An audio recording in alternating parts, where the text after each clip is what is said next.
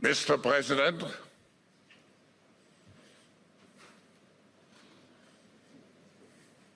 hello. What great honor,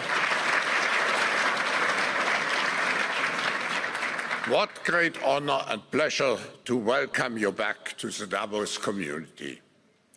Just 4 days into your new mandate, we highly appreciate your presence with us today.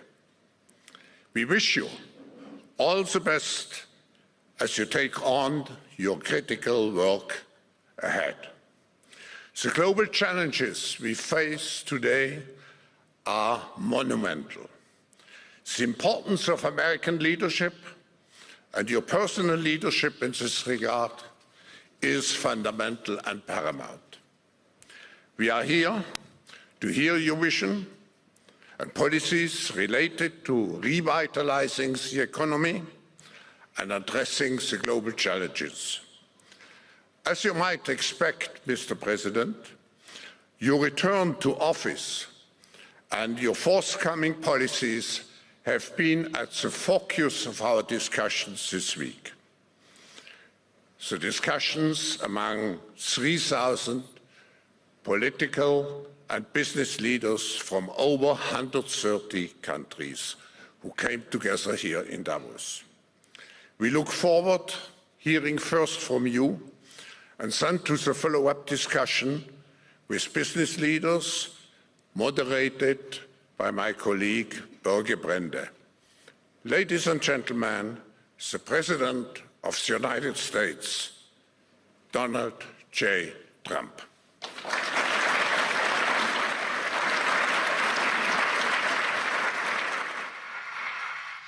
Well, thank you very much, Klaus, and hello to everyone in beautiful Davos. This has been a truly historic week in the United States. 3 days ago, I took the oath of office, and we began the golden age of America. The recent presidential election was won by millions of votes, and all 7, every one of them, all 7 swing states. It was a massive mandate from the American people like hasn't been seen in many years, and some of the political pundits, even some of my so-called enemies, said it was the most consequential election victory in 129 years. That's quite nice. What the world has witnessed in the past 72 hours is nothing less than a revolution of common sense. Our country will soon be stronger, wealthier, and more united than ever before, and the entire planet will be more peaceful and prosperous as a result of this incredible momentum and what we're doing and going to do. My administration is acting with unprecedented speed to fix the disasters we've inherited from a totally inept group of people and to solve every single crisis facing our country. This begins with confronting the economic chaos caused by the failed policies of the last administration. Over the past 4 years, our government racked up $8 trillion in wasteful deficit spending and inflicted nation-wrecking energy restrictions, crippling regulations, and hidden taxes like never before. The result is the worst inflation crisis in modern history and sky-high interest rates for our citizens and even throughout the world. Food prices and the price of almost every other thing known to mankind went through the roof. President Biden totally lost control of what was going on in our country, but in particular with our high inflation economy and at our border. Because of these ruinous policies, total government spending this year is $1.5 trillion higher than was projected to occur when I left office just 4 years ago. Likewise, the cost of servicing the debt is more than 230% higher than was projected in 2020. The inflation rate we are inheriting remains 50% higher than the historic target. It was the highest inflation probably in the history of our country. That's why from the moment I took office, I've taken rapid action to reverse each and every one of these radical left policies that created this calamity, in particular with immigration, crime, and inflation. On day one, I signed an executive order directing every member of my cabinet to marshal all powers at their disposal to defeat inflation and reduce the cost of daily life. I imposed a federal hiring freeze, a federal regulation freeze, a foreign aid freeze, and I created the new Department of Government Efficiency. I terminated the ridiculous and incredibly wasteful Green New Deal. I call it the Green New Scam. Withdrew from the one-sided Paris Climate Accord and ended the insane and costly electric vehicle mandate. We're going to let people buy the car they want to buy. I declared a national energy emergency, and that's so important, national energy emergency to unlock the liquid gold under our feet and pave the way for rapid approvals of new energy infrastructure. The United States has the largest amount of oil and gas of any country on earth, and we're going to use it. Not only will this reduce the cost of virtually all goods and services, it'll make the United States a manufacturing superpower and the world capital of artificial intelligence and crypto. My administration has also begun the largest deregulation campaign in history, far exceeding even the record-setting efforts of my last term. In total, the Biden administration imposed $50,000 in additional regulatory costs on the average American household over the last 4 years. I have promised to eliminate 10 old regulations for every new regulation, which will soon put many thousands of dollars back in the pockets of American families. To further unleash our economy, our majorities in the House and Senate, which we also took along with the presidency, are going to pass the largest tax cut in American history, including massive tax cuts for workers and family, and big tax cuts for domestic producers and manufacturers. And we're working with the Democrats on getting an extension of the original Trump tax cuts, as you probably know, by just reading any paper. My message to every business in the world is very simple. Come make your product in America, and we will give you among the lowest taxes of any nation on earth. We're bringing them down very substantially, even from the original Trump tax cuts. But if you don't make your product in America, which is your prerogative, then very simply you will have to pay a tariff, differing amounts, but a tariff which will direct hundreds of billions of dollars and even trillions of dollars into our treasury to strengthen our economy and pay down debt. Under the Trump administration, there will be no better place on earth to create jobs, build factories, or grow a company than right here in the good old USA.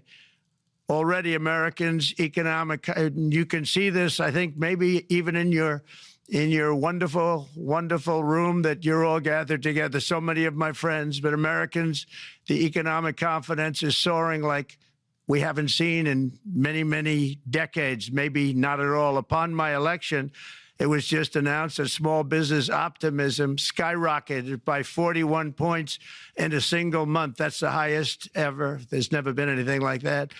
SoftBank has announced between a $100 and $200 billion investment in the U.S. economy because of the election result. And just 2 days ago, Oracle, SoftBank, and OpenAI announced a $500 billion investment in AI infrastructure. Other companies likewise have announced billions and billions and billions, adding up to trillions of investment in America, in the United States. And it's also reported today in the papers that Saudi Arabia will be investing at least $600 billion in America. But I'll be asking the Crown Prince, who's a fantastic guy, to round it out to around $1 trillion. I think they'll do that because we've been very good to them. And I'm also going to ask Saudi Arabia and OPEC to bring down the cost of oil. You got to bring it down, which, frankly, I'm surprised they didn't do before the election. That didn't show a lot of love by them not doing it. I was a little surprised by that. If the price came down, the Russia-Ukraine war would end immediately. Right now, the price is high enough that that war will continue. You got to bring down the oil price. You got to end that war. They should have done it long ago. They're very responsible, actually, to a certain extent, for what's taking place. Millions of lives are being lost. With oil prices going down, I'll demand that interest rates drop immediately, and likewise, they should be dropping all over the world. Interest rates should follow us. All over, the progress that you're seeing is happening because of our historic victory in a recent presidential election. one that has become quite well known throughout the world. I think a lot of things are happening to a lot of countries. They say that there's light shining all over the world since the election, and even countries that we aren't particularly friendly with are happy because they understand what there is a future and how great the future will be. Under our leadership, America is back and open for business. And this week, I'm also taking swift action to stop the invasion at our southern border. They allowed people to come in at levels that nobody's ever seen before. It was ridiculous. I decided and declared to do, and very, very importantly, a national emergency on our border immediately halted all entry of illegal border crossers, of which there were many, and began promptly returning the illegal trespassers back to the place from which they came. That action, as you've probably seen, has already started very strongly. I've deployed active duty U.S. military and National Guard troops to the border to assist in repelling the invasion. It was really an invasion. We will not allow our territory to be violated. After 4 long years, the United States is strong and sovereign and a beautiful nation once again. It's a strong, sovereign nation. In addition, I'm pleased to report that America is also a free nation once again. On day one, I signed an executive order to stop all government censorship. No longer will our government label the speech of our own citizens as misinformation or disinformation, which are the favorite words of censors and those who wish to stop the free exchange of ideas and, frankly, progress. We have saved free speech in America, and we've saved it strongly. With another historic executive order this week, I also ended the weaponization of law enforcement against the American people and, frankly, against politicians, and restored the fair, equal, and impartial rule of law. My administration has taken action to abolish all discriminatory diversity, equity, and inclusion nonsense. And these are policies that were absolute nonsense throughout the government and the private sector. With the recent yet somewhat unexpected great Supreme Court decision just made, America will once again become a merit-based country. You have to hear that word, merit-based country. And I've made it official, an official policy of the United States, that there are only 2 genders, male and female. And we will have no men participating in women's sports, and transgender operations, which became the rage, will occur very rarely. Finally, as we restore common sense in America, we're moving quickly to bring back strength and peace and stability abroad. I'm also going to ask all NATO nations to increase defense spending to 5% of GDP, which is what it should have been years ago. It was only at 2%, and most nations didn't pay until I came along. I insisted that they pay, and they did, because the United States was really paying the difference at that time, and it was unfair to the United States. But many, many things have been unfair for many years to the United States. Before even taking office, my team negotiated a ceasefire agreement in the Middle East, which wouldn't have happened without us, as I think most of the people in the room know. Earlier this week, the hostages began to return to their families. They are returning, and it's a beautiful sight, and they'll be coming in more and more. They started coming back on Sunday. Our efforts to secure a peace settlement between Russia and Ukraine are now hopefully underway. It's so important to get that done. That is an absolute killing field.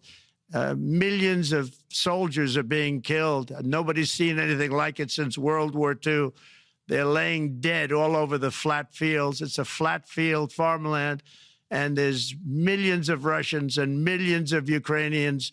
Nobody's seen anything like it since World War II. It's time to end it. And here in America, we have big events coming up.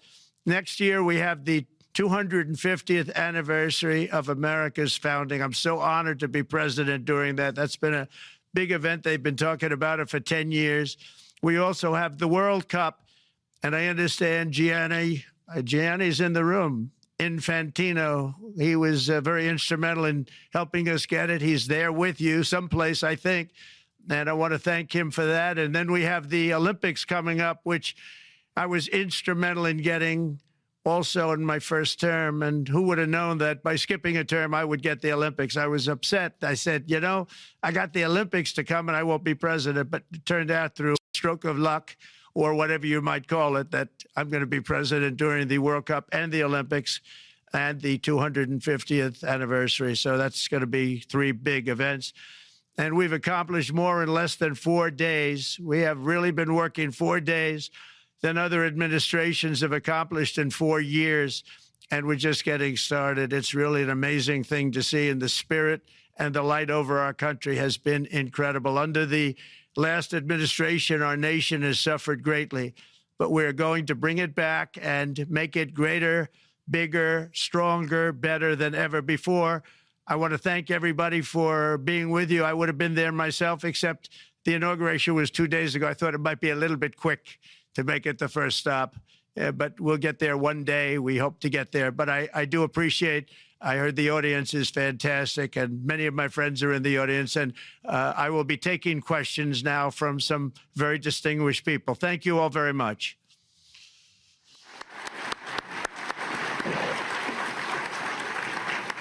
Thank you. Thank you very much, Mr. President, for that very powerful speech. And I think you could hear the applause all the way from Davos to the White House. But next year it will be even better, because then you can get the applause here in Davos. So we wish you welcome to our village next year. We hope to see you. Thank you very much. So we also know, Mr. President, that you open up for interaction here. We have a great panel with some of the most distinguished business people in the world. Let me start with someone that you know really well, that I think is almost a neighbor of you in Florida. Mr. Steve Schwarzman, Chairman, CEO, and co-founder of Blackstone Group. So, Steve, floor is yours. Well, Mr. President, I'm sure the Crown Prince of Saudi Arabia will be really glad you gave this speech today.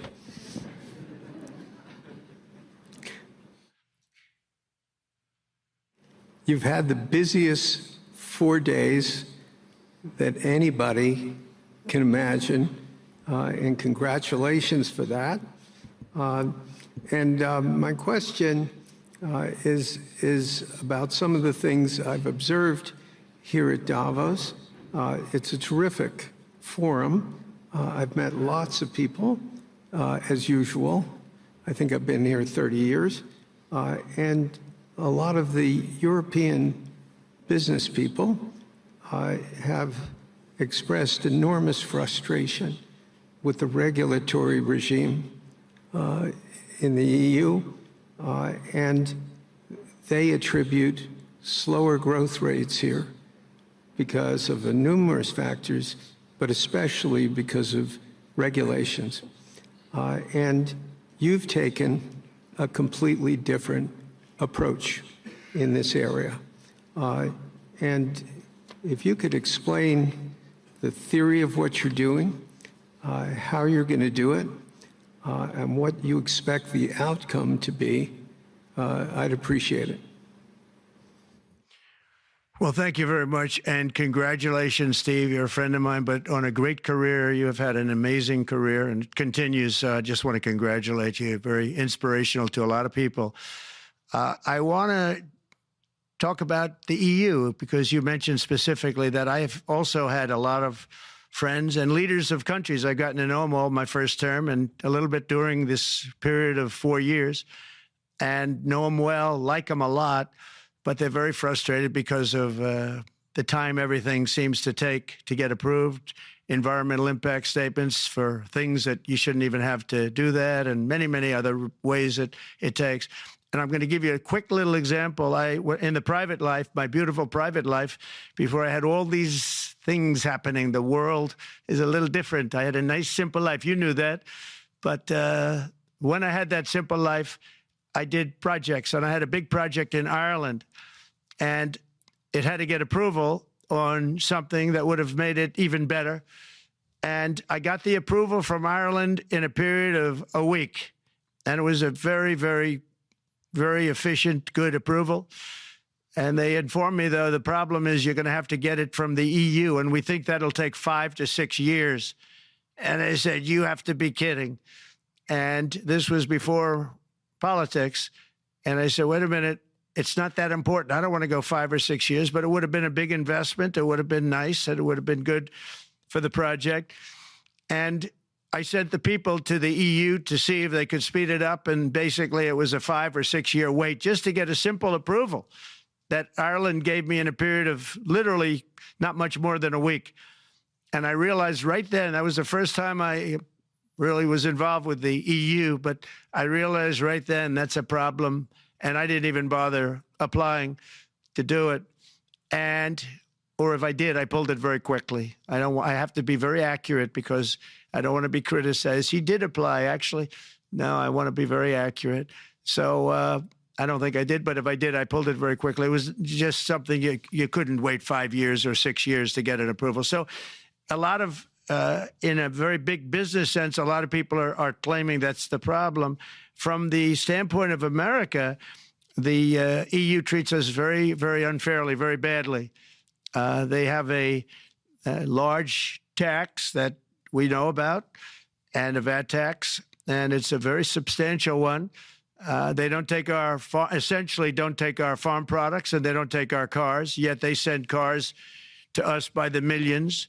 They put tariffs on things that we want to do. Like, for instance, I think they actually, in terms of these are non-economic or non-monetary tariffs, and those are very bad.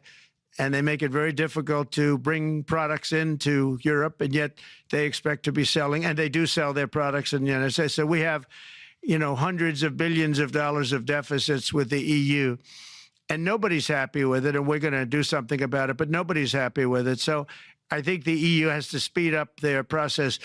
Friends of mine that are in some of the nations within the EU, great people, they want to be able to compete better, and you can't compete when you can't go through the approval process fast. There's no reason why it can't go faster. So, I'm trying to be constructive because I love Europe. I love the countries of Europe, but the process is a very cumbersome one. And they do treat the United States of America very, very unfairly with the VAT taxes and all of the other taxes they impose. One other, just to finish up, I got a call from the head of a major airline, one of the biggest airlines in the world, and he said, sir, could you help us? What? Landing in Europe is brutal. They charge us fees for everything, and it's so unfair. I said, how does it compare to China? He said, it's much worse. And the other thing, as you know, they took court cases with Apple, and they supposedly won a case that most people didn't think was much of a case. They won 15 or 16 billion from Apple.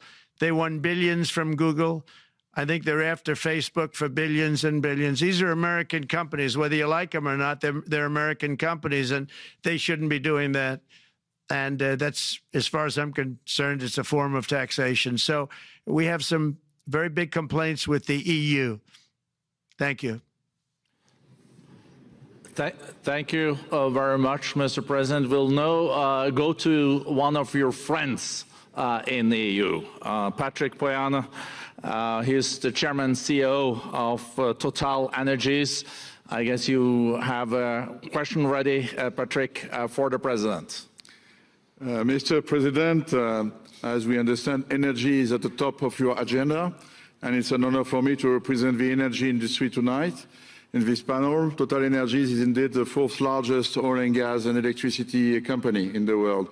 I will not ask you a question about the oil price. It's quite clear what you expect from us. I will go to gas more. And our company is the largest #1 exporter LNG from the US company. We are a strong contributor to, and we invest in a mammoth LNG projects in Texas, $20 billion. It's far from 200, but it's $20 billion. And we contribute with that to security of supply to Europe as we export this LNG to Europe. Some experts fear that if there are too many projects developed in the US on LNG, this could have an inflationary impact on the US domestic gas price. And they recommend a pause on these projects. I would ask you the following question. What are your views about such a pause on investments on LNG in the US? What would happen if you would observe an increased domestic gas price because of these exports? And final question, which is important for Europe, would you agree to guarantee security of supply of US LNG to Europe? Well, on the last part of your question, yes, I would. I would make sure that you get it. If we make a deal, we make a deal, you'll get it. Because a lot of people do have that problem. They make a deal and then it can't get supplied because of war-type problems and other problems. So we would absolutely do that. LNG is very interesting because when I took office for the first term, one of the first things I looked at was there were two very massive plants in Louisiana, a state that has been very good to me, won it by many, many points. And I felt strongly indebted to it, actually. And they said there are two plants that have been under environmental consideration for more than 10 years. And they were costing, as you say, you know how expensive those plants are, but they were costing like 12 billion and I think 14 or 15 billion, but they couldn't get their permits. They were in review for years, many, many years, like a decade or more. And I said, so ridiculous. I know so much about that because in the construction industry, I had to go through it too, but I got good at it after a while. But I saw the projects, and you're talking about a total investment of 25 to $30 billion, and it looked like it was going to end. They couldn't get their permits, and I got them done in less than a week. It was done, completed. In fact, when they called them to announce that it was done, the countries, largely countries, Japan was involved and another country and some very big investors, they couldn't believe it. They actually couldn't believe it. And I said, just do yourself one favor. Don't pay any consultants, because the only one that got it done was me. I got it done because it was the right thing to do for the U.S.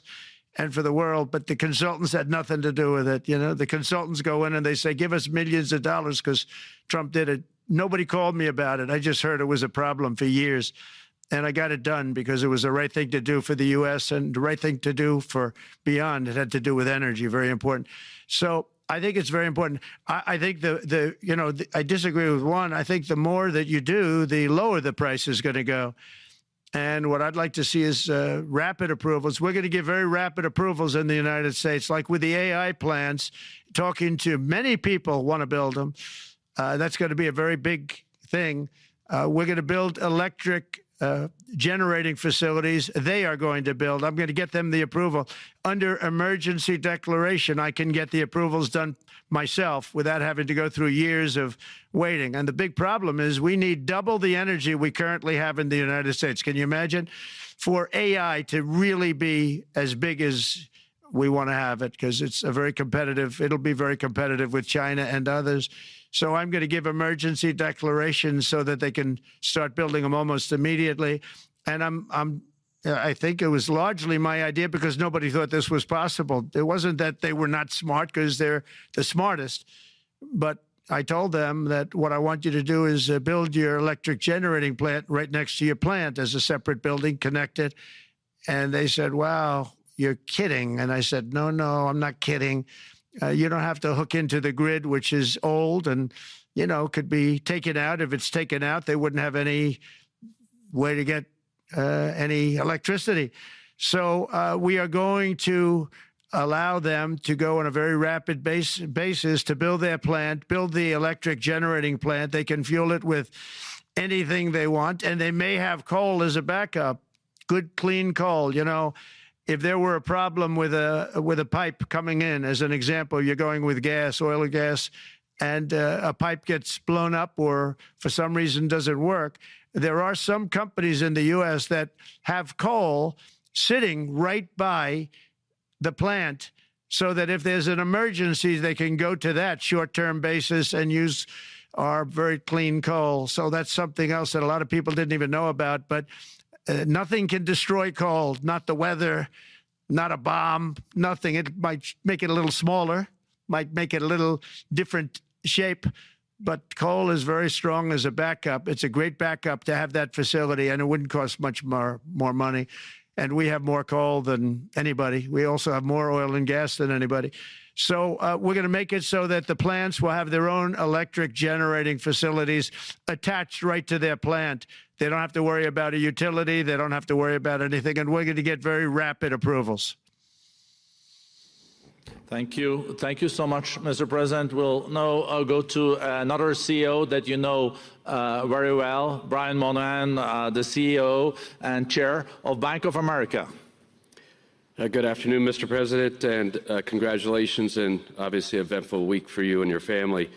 If you remember 5 years ago, you came here and we walked among 150 CEOs from all over the world and you engaged with them about your policies and your procedures.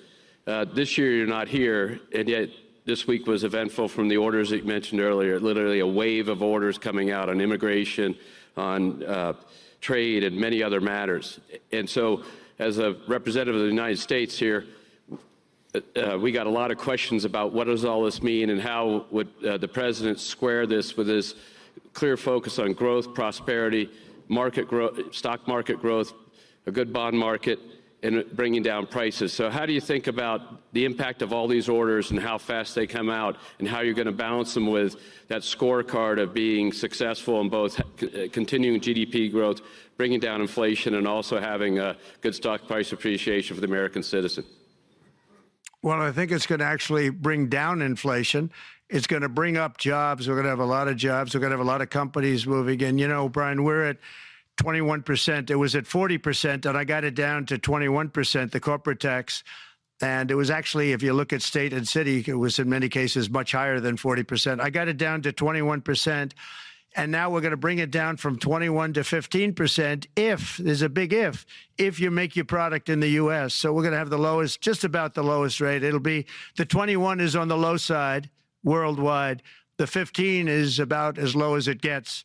And by far the lowest of a large country, a large, you know, rich, powerful country, by far, not even a contest. So we're going to bring it down to 15% if you make your product in the USA. So that's going to create a tremendous buzz. We're also probably going back to the one-year deduction where we deduct, you know, we did that originally, and that was amazing what the impact that had, the one-year deduction, which built up over a period of time, and then it expires.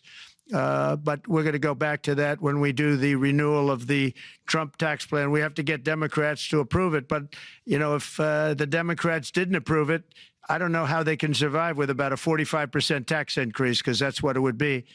And so I think they're going to be. We've been working along with them pretty well. I think it's very hard for a political group to say, let's charge people 45% more. So I think we're in good shape. But we're actually doing a reduction for business and small businesses where you're going to bring it down to 15%, which is really something. And by the way, speaking of you, and you've done a fantastic job, but I hope you start opening your bank to conservatives, because many conservatives complain that the banks are not allowing them to do business within the bank, and that included a place called Bank of America. They don't take conservative business. And I don't know if the regulators mandated that because of Biden or what, but you and Jamie and everybody, I hope you're going to open your banks to conservatives, because what you're doing is wrong. Mr. President, I'll say that your friend Gianni said hello, told me to tell you hello, and we look forward to sponsoring the World Cup when it comes, both this summer for the club and next year. So thank you for getting that for the United States. Thank you very much, Brian. Thank you, Mr. President. We'll now go to Anna Butin. She's the executive chairman of Banco Santander, one of the big European banks, and also in the U.S. So, Anna. Mr. President, congratulations on a historic victory. I believe you don't know me as well as my fellow panelists, so a few words. Santander is one of the largest banks in the world by number of customers, 170 million. That's more than my friend Brian or my friend Jamie have. And those... They fixed the regulation. That's coming, that's coming. That was cheeky. we're a big investor in the United States. We have many million customers, 12,000 employees. We're one of the largest auto lenders. And we recently launched a fully digital bank called Open Bank. We strongly believe banks have a pivotal role in the economy, and we can accelerate growth and help many more customers. That's what we're doing in the United States. So, as Brian pointed out, we very much welcome your focus on deregulation and reducing bureaucracy. So my question is, what are your priorities in this regard, and how fast is this going to happen? Thank you very much. I think it's going to, thank you and congratulations. I know very much about your bank, and you've done a fantastic job. Congratulations. We are going to move very quickly. We've moved very quickly. We've done things in the last 3 days that nobody thought were possible to do in years. And it's all taking effect. It's going to have a huge impact on the economy, a huge positive impact. Money was being wasted on crazy things. I mean, the Green New Deal was such a total disgrace, how that was perpetrated. And it was conceived of by people that were average students, less than average students, I might add, and never even took a course in energy or the environment. It was just a game. Remember, the world was going to end in 12 years? Remember that? Well, the 12 years has come and gone. It was going to end. It was going to all foam into earth.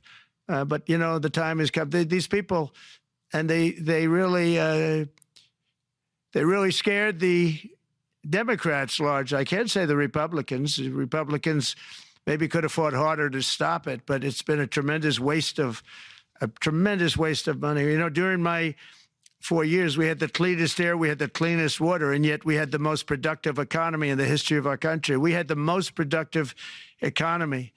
Until COVID came, we had the most productive in the history of our country by far. And actually, you can look worldwide. We were beating everybody from China to everybody else. So, and we think we really now, with what we have learned and all of the other things that have taken place, we think we can even far surpass that, actually far, far surpass it. But we do, one thing we're going to be demanding is we're going to be demanding respect from other nations. Canada, we have a tremendous deficit with Canada. We're not going to have that anymore. We can't do it. I don't know if it's good for them. As you probably know, I say you can always become a state. And if you're a state, we won't have a deficit. We won't have to tariff you, et cetera, et cetera. But Canada has been very tough to deal with over the years. And it's not fair that we should have a $200 billion or $250 billion deficit. We don't need them to make our cars, and they make a lot of them.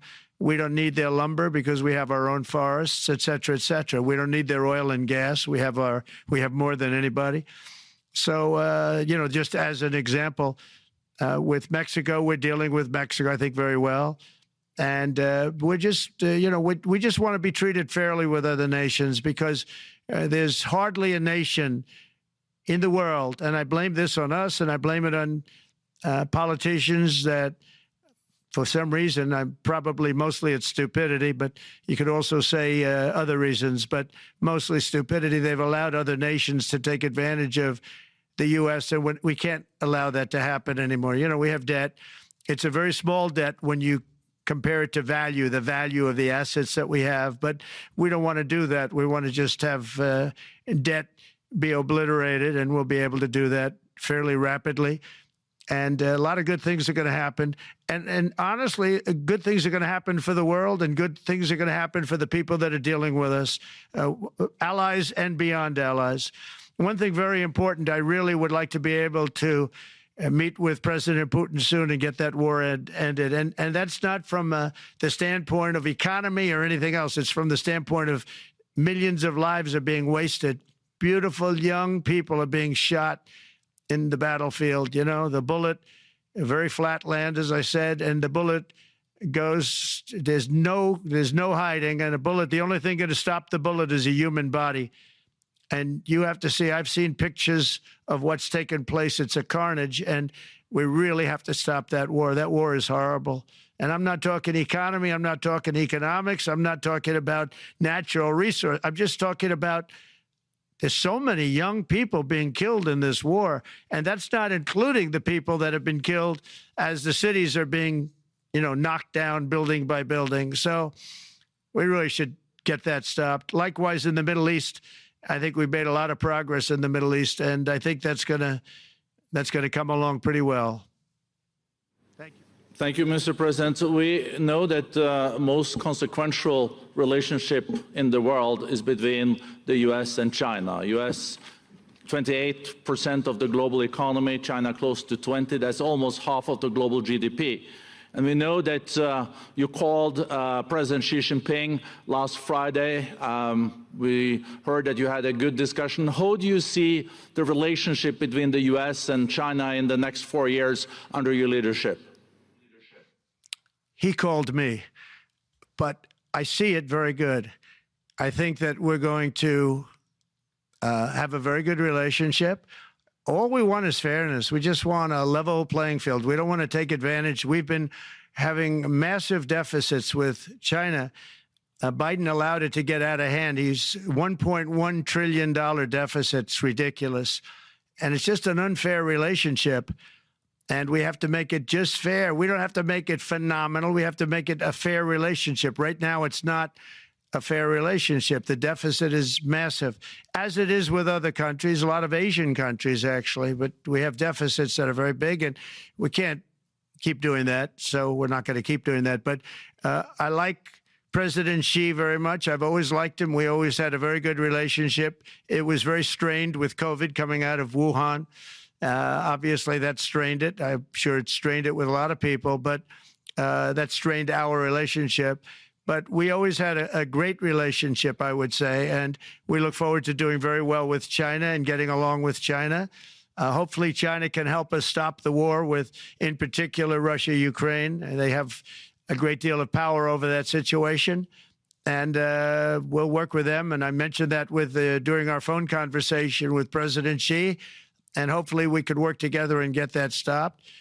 We'd like to see denuclearization. In fact, with President Putin, prior to an election result, which was frankly ridiculous, we were talking about denuclearization of our two countries, and China would have come along. China has a much smaller, right now, nuclear armament than us, or field than us, but they're going to be catching it at some point over the next 4 or 5 years. And I will tell you that President Putin really liked the idea of cutting way back on nuclear. And I think the rest of the world, we would have gotten them to follow. And China would have come along, too. China also liked it. Tremendous amounts of money are being spent on nuclear.